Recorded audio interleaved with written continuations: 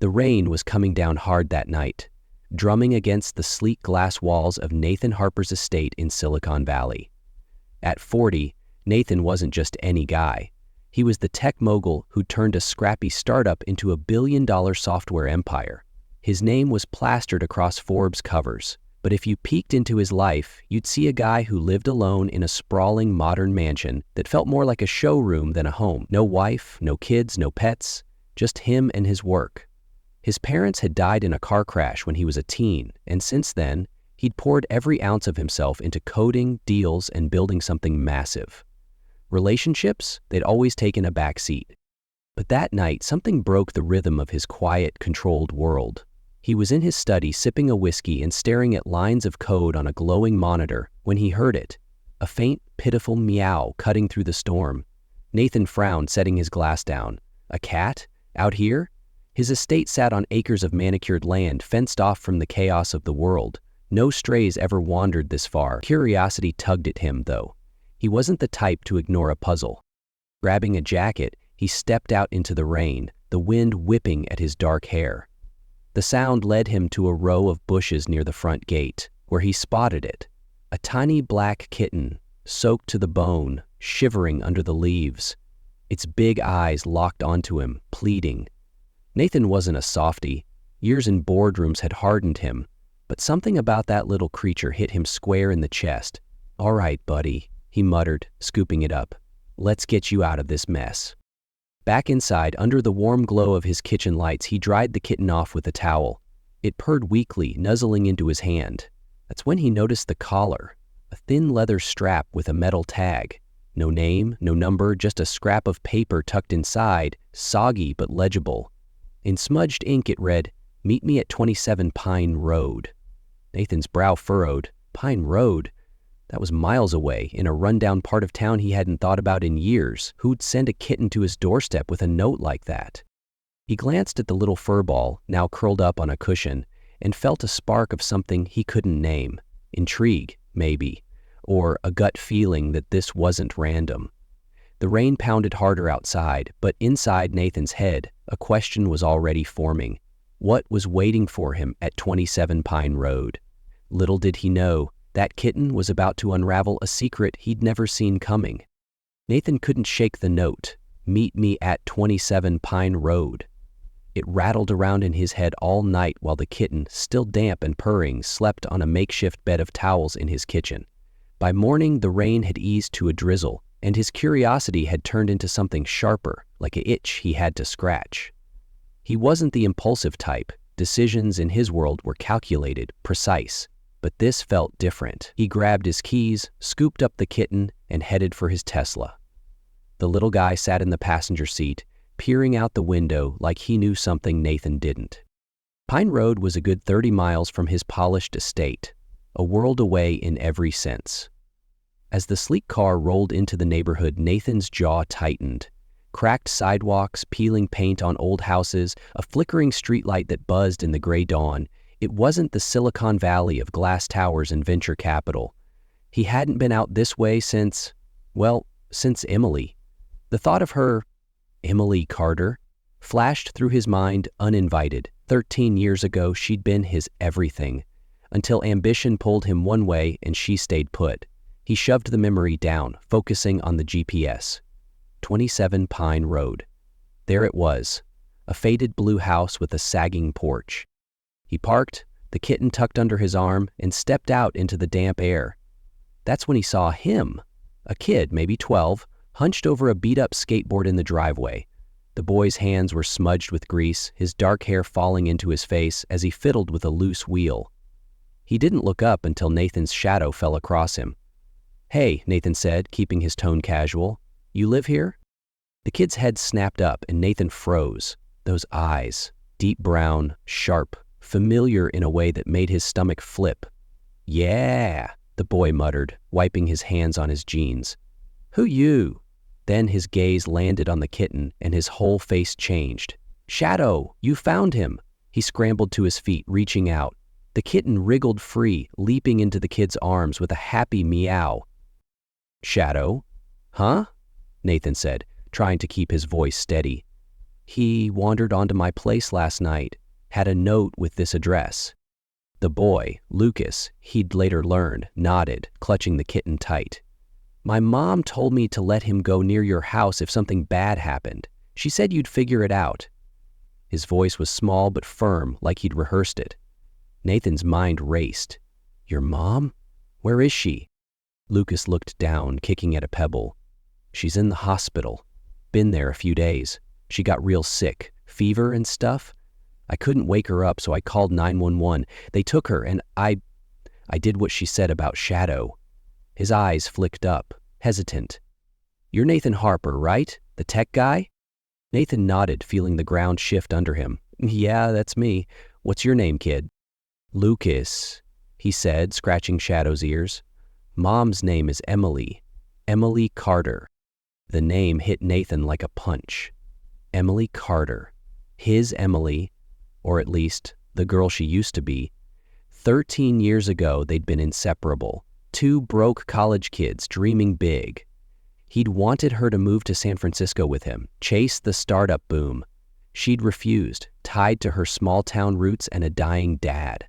They'd fought, bitter words flying, and he'd walked away, cut her off cold. Now here was this kid, her kid, staring at him with eyes that felt like a mirror to a past he'd buried. She's sick? Nathan asked, his throat tight. Which hospital? St. Mary's, downtown? Lucas said. She's been there since Tuesday. I've been staying with a neighbor, but they're not home much. I was going to go see her today. Nathan glanced at the skateboard, the empty house, the kids' worn-out sneakers. He didn't know what was going on, not yet, but he couldn't just leave. Grab your stuff, he said, decisive. I'll take you to her. Shadow's coming too. Lucas hesitated, sizing him up, then nodded. Okay, but why are you helping? Nathan didn't have a good answer, not one he could say out loud. Let's just say I owe someone a favor, he replied, his mind already spinning. Emily had sent that kitten to him. Why? What did she want him to find? As Lucas dashed inside to grab a jacket, Nathan stood there, rain dripping off his hair, staring at the house where his past was creeping back to life. Those brown eyes, Lucas's eyes, haunted him. They were Emily's, sure, but there was something else in them, something that tugged at a memory he couldn't place. He had a bad feeling this trip to the hospital was going to turn his world upside down. Back in the car, Lucas buckled in, Shadow sprawled across his lap. Nathan gripped the wheel, stealing glances at the kid. How long's your mom been sick? He asked, keeping it light. A while, Lucas said. She kept working anyway, bartending at this dive bar. Said we needed the money. Then she just crashed. His voice cracked and he looked out the window, hiding it. Nathan's chest tightened. Emily.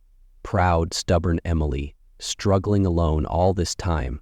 And now this kid, her kid, was sitting next to him, trusting a stranger because of a kitten and a note. He didn't know what he'd find at St. Mary's, but one thing was clear. Whatever happened next, there was no turning back. The drive to St. Mary's was quiet, save for the hum of the Tesla and the occasional purr from Shadow, who'd settled into Lucas's lap like he owned the place. Nathan kept his eyes on the road, but his mind was a mess. Thoughts of Emily swirling like a storm he couldn't outrun. He'd built a life where everything made sense, code, contracts, control. Now here was this kid, Lucas sitting next to him, tugging at threads of a past he'd locked away. Those brown eyes, that note, the kitten. It all felt like a puzzle he hadn't signed up to solve. But he was in it now, whether he liked it or not. They pulled into the hospital lot, the gray building looming under a sky still heavy with clouds. Lucas clutched Shadow tight as they stepped out, his sneakers squeaking on the wet pavement. She's in the ICU, he said, leading the way like he'd done this 100 times. Nathan followed, feeling out of place in his tailored jacket among the bustle of nurses and worried families. He wasn't used to this hospitals, kids, chaos. His world was sterile offices and boardroom battles, not this raw, human mess. At the front desk, he flashed his name, Nathan Harper, and a wad of cash didn't hurt either. Within minutes, a nurse ushered them to a private wing he'd just arranged over the phone. Money couldn't fix everything, but it could damn well get Emily out of a crowded ward. Lucas shot him a look, half grateful, half confused, but didn't say anything. When they reached her room, Nathan stopped cold. There she was, Emily Carter, lying still under a tangle of tubes and wires. Her face was pale, cheekbones sharp against her skin, but those brown eyes he'd once loved were hidden behind closed lids. A heart monitor beeped steadily, the only sign she was still fighting. "She looks bad," Lucas whispered, his voice trembling. He set Shadow on a chair and stepped closer, brushing his mom's hand. "She hasn't woken up since they brought her here." Nathan swallowed hard, his throat dry. "What happened, Lucas? You said she was sick for a while?" "Yeah," the kid replied, eyes fixed on Emily. "She started getting tired all the time, months ago. Said it was just stress. She works nights at this bar Rusty's pouring drinks. We barely had enough for rent so she wouldn't stop. Then she started coughing, couldn't eat much. Last week, she collapsed in the kitchen. I found her on the floor." His voice broke, and he wiped his nose with his sleeve. Nathan's gut twisted. Emily. His Emily.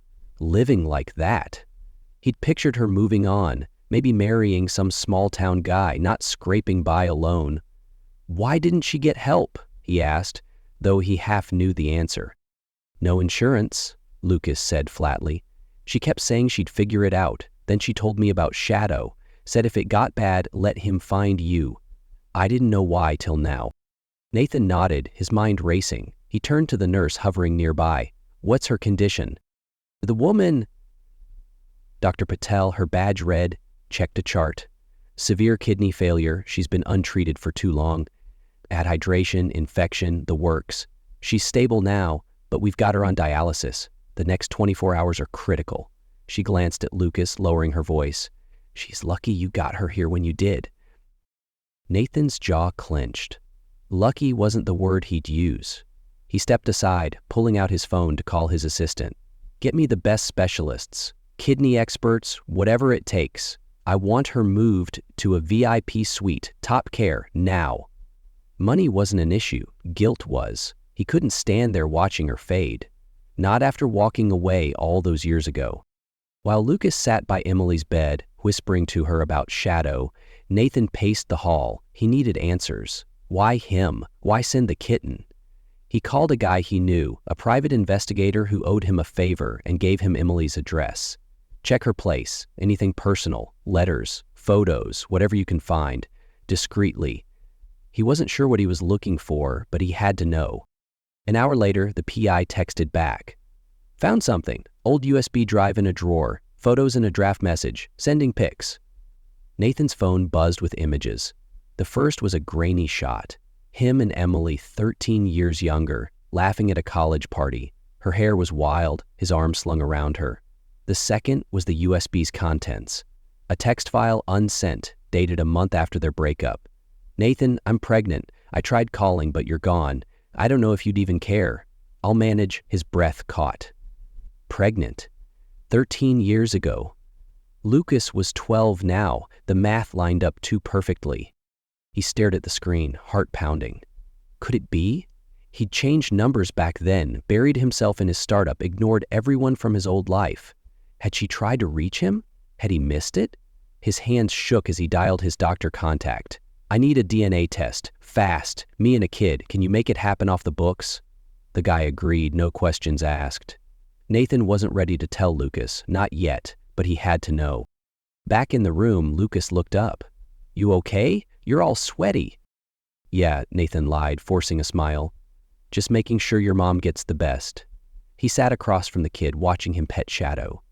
"Tell me about her, your mom. What's she like?" Lucas shrugged, a faint grin tugging at his lips. "She's tough. Works hard, even when she's wiped. She'd read me tech magazines sometimes, said I'd be smart like." Someone she knew, never said who. He paused, eyes narrowing. "You knew her, didn't you?" Nathan hesitated, then nodded. "A long time ago. We were friends." Friends didn't cover it, but it was all he could manage. Lucas didn't push, just turned back to Emily, murmuring something Nathan couldn't hear. That night, he took Lucas and Shadow back to the estate. The kid crashed in a guest room, Shadow curled up beside him. Nathan didn't sleep.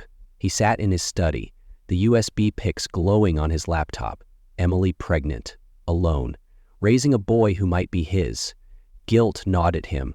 13 years of silence, of her struggling while he built an empire.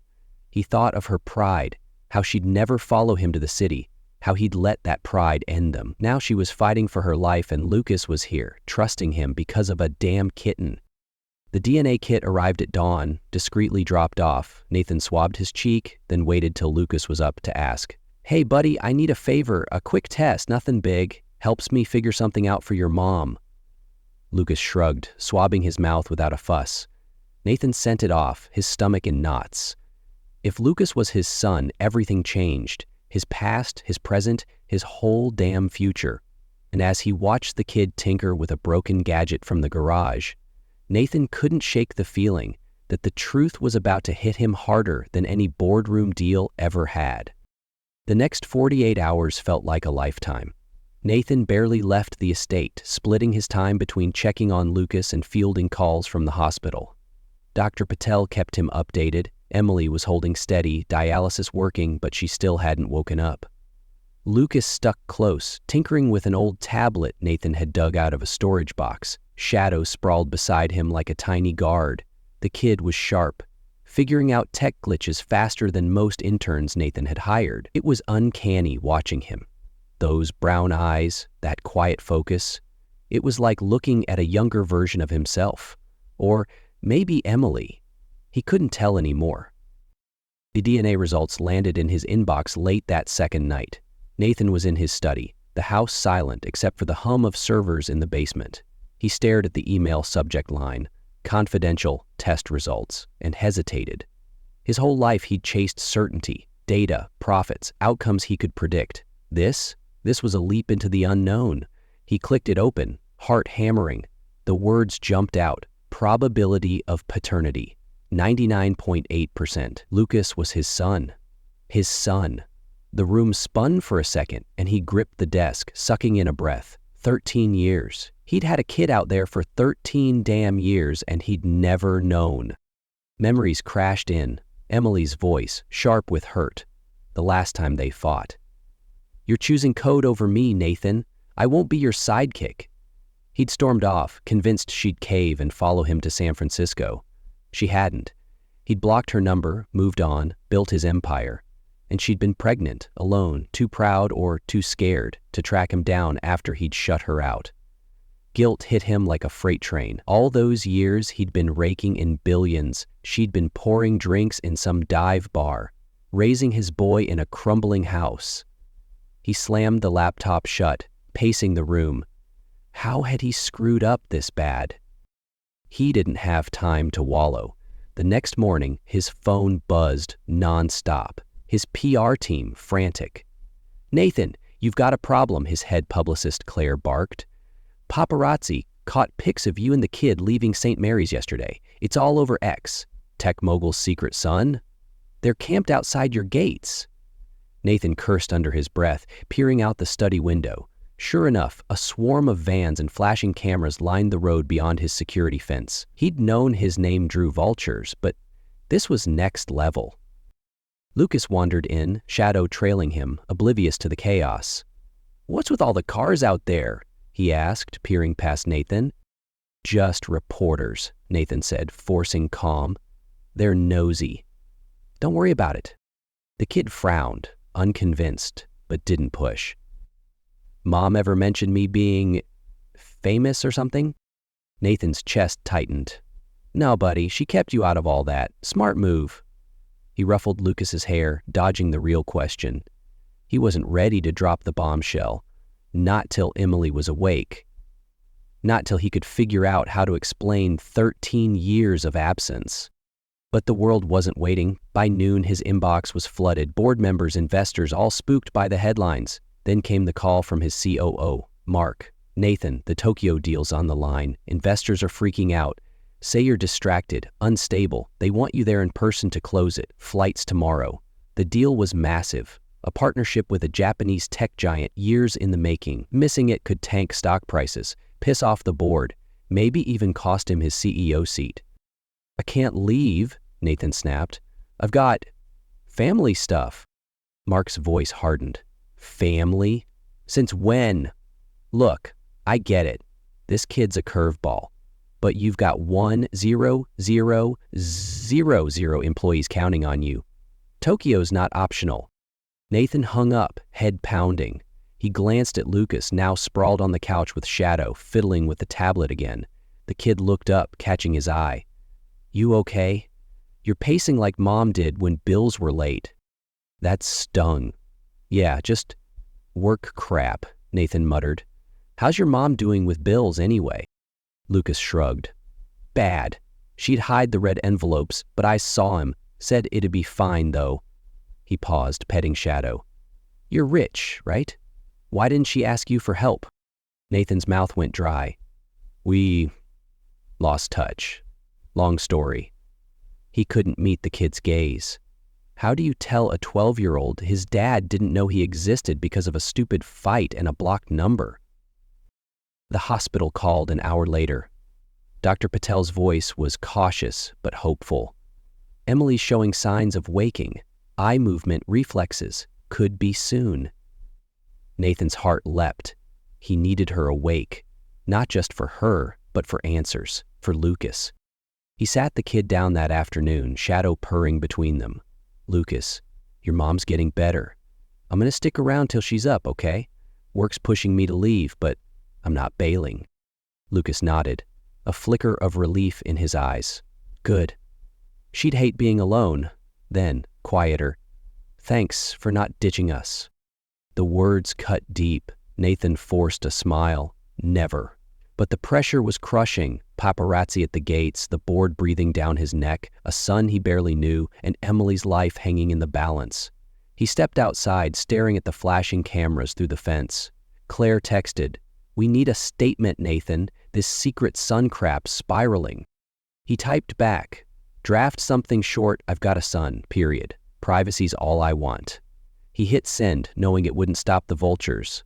Tokyo loomed like a ticking clock. He had to choose, his empire or his kid, and Emily, still silent in that hospital bed, held the key to everything. He thought of her unsent message, those years of struggle, and Lucas's quiet trust. Whatever came next, he wasn't walking away again, not this time. But damn, if it didn't feel like the world was testing him, daring him to prove he'd changed. That night, he sat by Lucas as the kid dozed off, Shadow nestled against him.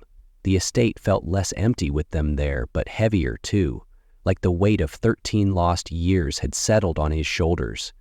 He didn't know if Emily would forgive him, or if Lucas would ever call him Dad. All he knew was the truth was out, and the pressure was on. Tomorrow could break him, or maybe, just maybe, it'd be the start of something worth more than all the billions he'd ever chased. Morning broke over the estate with a dull gray light, the kind that made everything feel heavy. Nathan hadn't slept much. His mind was a tangle of Tokyo deadlines, Emily's condition, and Lucas's quiet presence down the hall. The kid was still crashed out, Shadow sprawled across his chest like a furry blanket. Nathan watched them for a minute from the doorway, feeling a pull he couldn't name. This was his son, and Emily, God, Emily was fighting to come back. He couldn't let them down, not now. His phone buzzed. Mark again. "Nathan, the jet's ready. Tokyo's a go or no-go. What's it gonna be?" The COO's voice was all business. No patience left. Nathan stared at the screen, then out at the paparazzi still lurking beyond the gates. The deal could secure his company for a decade, millions in revenue, thousands of jobs. But leaving meant abandoning Lucas and Emily when they needed him most. He thought of that unsent message on the USB, her voice echoing in his head. "I don't know if you'd even care." He'd cared too late back then. Not this time.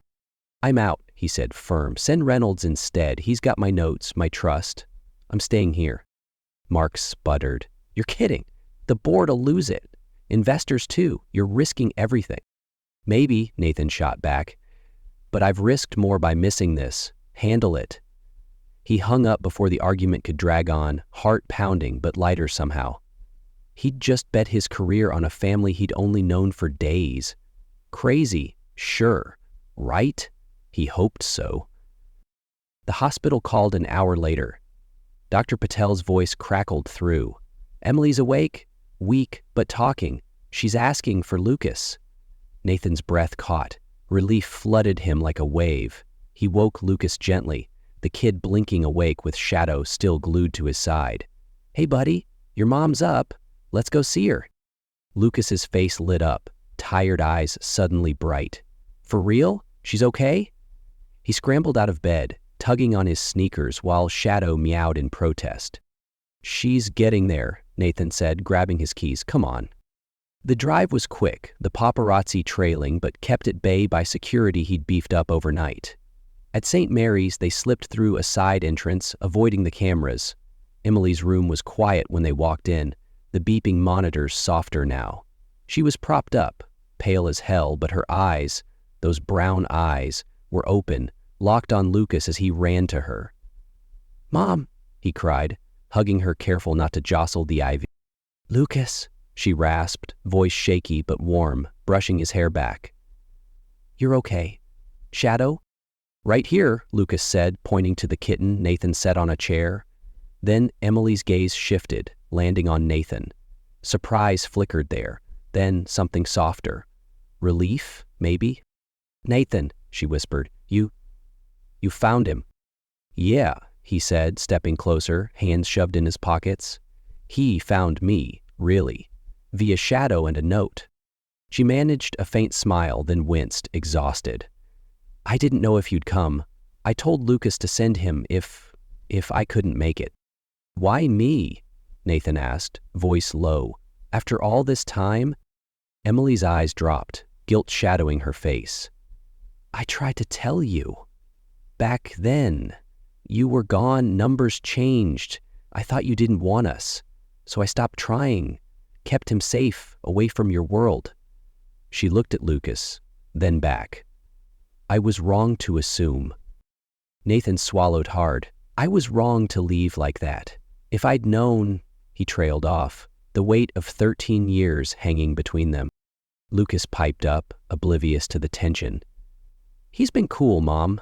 Got me a tablet, stayed with me, even with all those cameras outside. Emily's brow furrowed. Cameras? Paparazzi, Nathan said, grimacing. They sniffed out the story. I told him Lucas is mine, asked him to back off. Won't stop him completely, but I'll handle it. Her eyes widened, then softened. Yours, you know? DNA, he said simply. I'm sorry, Emily, for everything. She nodded, tears brimming but not falling. Me too. Thank you. For him. Her hand squeezed Lucas's, weak but firm. Nathan took a breath. You're both staying with me till you're better. No arguments. We'll figure it out. Together. Emily didn't fight it, just gave a tired nod. Lucas grinned, petting Shadow. Cool. Can we set up a room for Mom? Already on it, Nathan said, a small smile breaking through. He'd turned his sterile estate into a home in days. Because of them, the board could wait. Tokyo could wait. This couldn't. For the first time in years, he wasn't running from something, or to something. He was standing still, right where he needed to be. A week later, Emily was strong enough to leave St. Mary's. Nathan pulled up to the hospital in his Tesla, Lucas bouncing in the backseat with Shadow purring beside him. Emily stepped out, still shaky but with color back in her cheeks, leaning on a nurse till Nathan took her arm. You sure about this? She asked, eyeing him as they headed to the car. Us crashing your fancy estate? It's not crashing, he said, steady. It's coming home. She didn't argue, just gave him a look, half grateful, half unsure, that said more than words could. Back at the estate, the place didn't feel like the cold, glassy fortress it used to be. Lucas had claimed a corner of the living room, turning it into a mini tech lab with gadgets Nathan let him tinker with. Shadow darted around, chasing sunbeams or napping on whatever spot he damn well pleased. Emily settled into a guest suite Nathan had the staff fix up. Soft blankets, a view of the valley, no hospital vibes. She'd sit there sometimes, watching Lucas and Nathan together, a quiet smile tugging at her lips. One afternoon, Nathan found Lucas hunched over a laptop, coding something basic but clever. "Where'd you learn that?" he asked, leaning in. "Mom got me library books," Lucas said, not looking up. "Said I'd be good at it, like someone she knew." He grinned then, a little shy. "Guess that's you." Nathan chuckled, chest warm. "Guess so. Want to make it official? I'll teach you the real stuff." Lucas's eyes lit up. "Hell yeah." Emily recovered slow but steady, and Nathan cut back on work, bored be damned. The paparazzi still hovered, but he didn't care. He'd found something bigger than tech. Lucas's laugh, Emily's trust, Shadow's purrs. The estate hummed with life now, a family, messy and real, built from a stray kitten's nudge.